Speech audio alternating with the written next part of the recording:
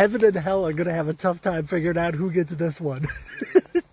That's a head scratcher. Where do you put this guy? Whenever a celebrity dies, like, we have this big emotional response. And it's not really having an emotional response to the death of that particular celebrity, right? Because you didn't know him, I didn't know him.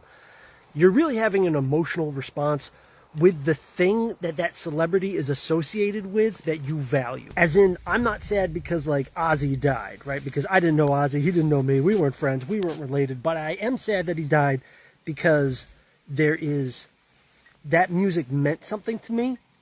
And, like, it hurts emotionally to have to face the fact that, like, these things that are important to you are not permanent. And Ozzy is a big one because, like, name a more iconic human being. There's not that many of them. Like, I don't have to tell you which Ozzy. I don't have to be specific about who I'm talking about, right?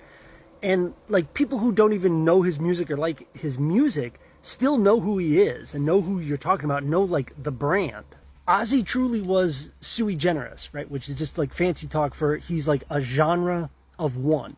Garth Brooks, Tim McGraw, George Strait. They're all the same genre of person. Lil' Kim, Nicki Minaj, Missy Elliott. Same genre of people. Not the same person, but like same genre. But Ozzy is Ozzy. Ozzy has like his imitators, but there's nobody else in the same genre as Ozzy.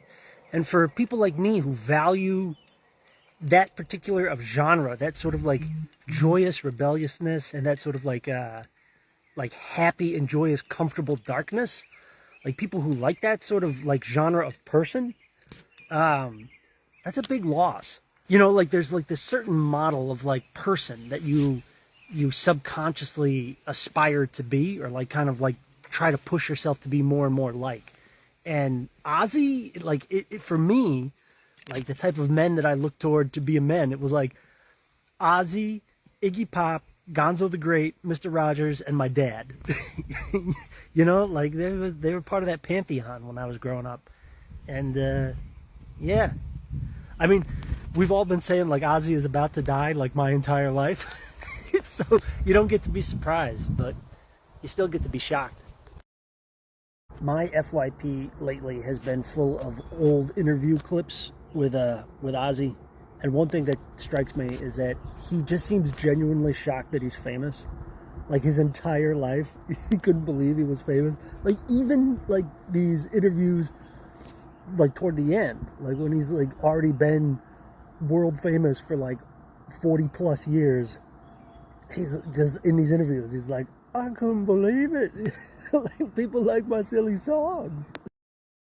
When I describe somebody as a metalhead, the image that's popping in your mind is largely based off of Ozzy Osbourne. You are subconsciously using him as like a template or a prototype of understanding what that word, metalhead, means. He also largely defined what goth fashion meant, or goth style and aesthetics. Not just in the way that he dressed, but in like the music videos, the album art, the stage theatrics. We make a big deal out of him as a musician, and that is true, but he is more than just a musician, right? Like he is... That's the thing that makes him kind of this pop culture icon, is that he is this touch point, this prototype, this milestone kind of marker in style, fashion, aesthetic, but also like attitude, behavior. There's a particular genre of human being, and subconsciously or consciously, a lot of us are modeling that genre after Ozzy Osbourne. Now, in 1989, in one of like his peak substance abuse years, Ozzy Osbourne grabbed Sharon Osbourne by the neck and choked her. And that was like a final straw for Sharon Osbourne. She told him either go to rehab or she would press charges. And he did go to the rehab. I don't even want to say to his credit he went to his rehab. Like, I feel like in the circumstances, that was the bare minimum, right? You get a to his credit if like you check yourself in or something, whatever. But I was thinking about that the other day. And I realized, like, that, I'm not going to say that, like, that sort of stuff endeared the Osbournes to people. But I do think that it gave a little bit of, like, empathy or understanding or something between the public and a family like the Osbournes, because that's the type of, it's a problem. It's a real problem. It's a bad problem, right? Like, domestic violence is, like, serious shit. I'm not dismissing it, but it's something that like you and I have in our families, right? Like I'm not related to anybody on the Epstein list, neither are you. I'm not related to anybody who like drone striked Yemen, neither are you. Like these sort of like big people problems are like unfathomable to people like me and you, but I'm related to people who ruin their lives with alcohol. Like, I'm related to people who live through stuff like that. I don't know how to tell you this, kids, but like when folks are addicts, they do crazy shit. And when people are in love with folks who are addicts or married to people who are addicts, like they also do some crazy shit.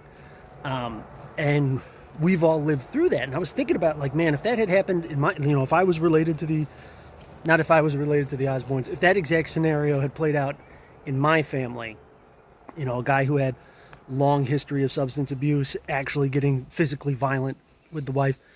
I realize now, like I'm in my 40s, I realize now, like if that woman had decided, I'll stay if he goes and gets his shit fixed, I would understand that. If he gets his shit together, I'll stay.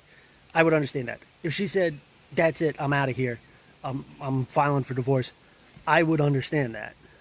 Like if you are a person who like doesn't want to listen to Ozzy's music from like those time periods because it makes you feel weird, because you lived through a domestic violence situation or not, I would understand that. If you're somebody who says, man, he made great music, I can't believe his personal life was all fucked up in those years, I would understand that.